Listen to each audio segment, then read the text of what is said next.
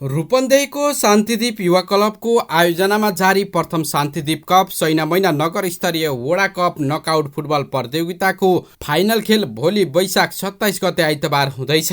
उपाधिका लागि सैनामैना 4B र घरेलु टोली सैनामैना 3B आमान्य सामान्य हुने भएका छन्। शुक्रबार सम्पन्न पहिलो सेमिफाइनल खेलमा सैनामैना 4Bले सैनामैना 10Bलाई 5-1 गोल अन्तरले पराजित गर्दै फाइनल यात्रा तय गरेको थियो। उक्त खेलमा सैनामैना 4Bका Gaurav Paudel man of the match घोषित भएका थिए। त्यस्तै दोस्रो सेमिफाइनलमा सैनामैना 3Bले सैनामैना 10Aलाई टाई ब्रेकरमा 2-1ले हराउँदै फाइनलमा स्थान बनाएको हो।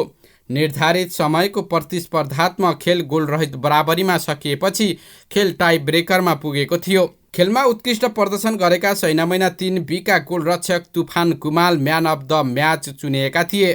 प्रतियोगिताका विजेताले उपाधि सहित नगद 30,000 रुपियाँ प्राप्त गर्नेछन् भने उपविजेता टोलीले नगद 20,000 सहित ट्रफी मेडल र प्रमाणपत्र प्राप्त गर्ने आयोजकले जनाएको छ।